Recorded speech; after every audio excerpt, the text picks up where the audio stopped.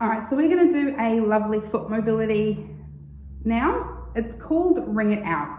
So I call it Wring It Out because I want you to think about gently wringing out a sponge or maybe a tea towel, gently to get some, like maybe you've got water and you're just trying to wring it out. Obviously, we're gonna be a little bit more gentle on our foot. Now, this is sort of around the navicular bone. So I'll pop a little picture up over here so you can see. Hopefully you know some anatomy of the foot.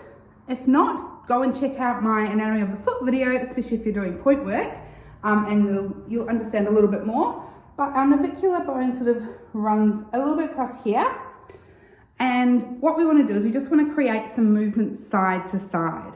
As dancers, we're often thinking about the point and flex, but we need to get that movement in all ways. And our foot mobility actually works in all kinds of wonderful ways. So this one is a really important one. We're going to come and cross over.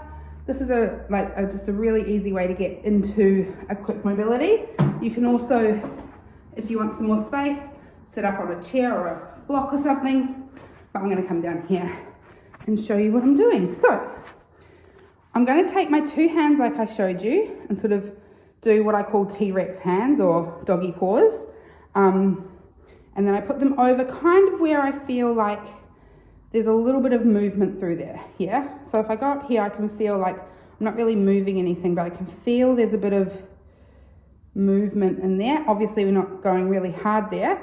Now, what we want to do from our T-Rex or doggy paws is the top hand is going to stay still. And then this hand is just going to gently rotate the whole foot.